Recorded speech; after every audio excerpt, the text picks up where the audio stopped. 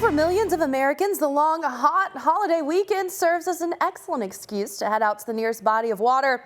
But accidents can happen if you aren't careful for both experienced and novice boaters. Jim Emmons is the executive director of the Water Sports Foundation and joins us live this morning to share some expert tips on how to stay safe while having fun. Jim, thanks so much for being with us. Now, I want to start with, before cruising away, what are some of the first things I need to do to prepare for my day on the water?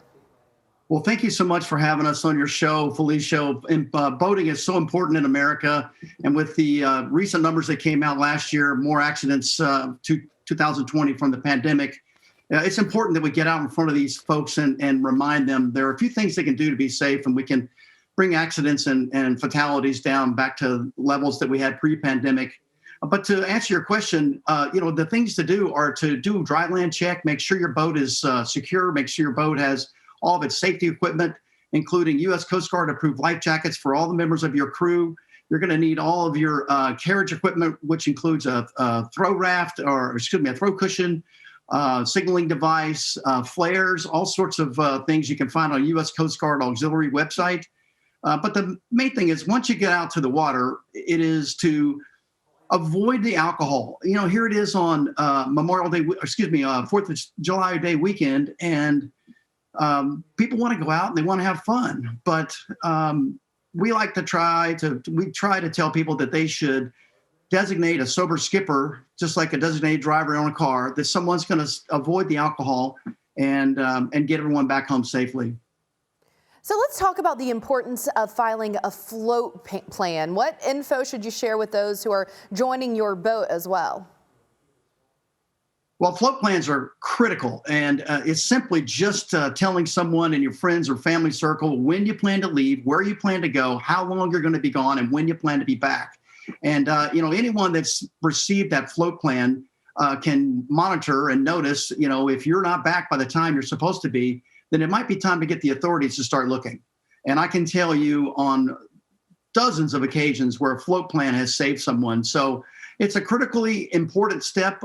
People tend to overlook it, but we are doing our best to make boaters more aware of this step and make them pick up and use a float plan as they go forward.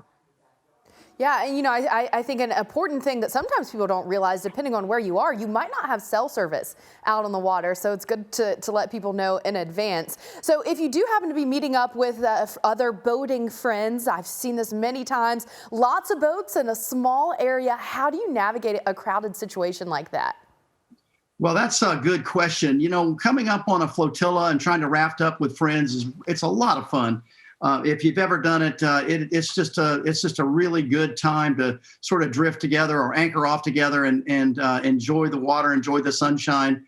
But the things we tell people is, as you come to the raft, to come in slowly. Make sure all of your passengers have their arms and their feet inside the boat. Everyone should be seated in a manufacturer's designated seat. Again, everyone should be wearing their life jacket, their Coast Guard approved life jacket. And then bring your fenders out on the outside of your boat and gently, very slowly, gently slide into a spot where you can tie off. And then to do the same thing when you're departing is just to do those steps backward. But the one thing with that one is to make sure you never start the motor or the engine with people in the water. We want to make sure everybody's in the boat before you start the motor. Yeah, that can turn what has been an awesome day into a bad day really quickly. Jim, great tips for everyone trying to get out there on the water and celebrate the holiday. That's Jim Emmons, the executive director of the Water Sports Foundation. Thanks so much for those tips, and happy 4th of July.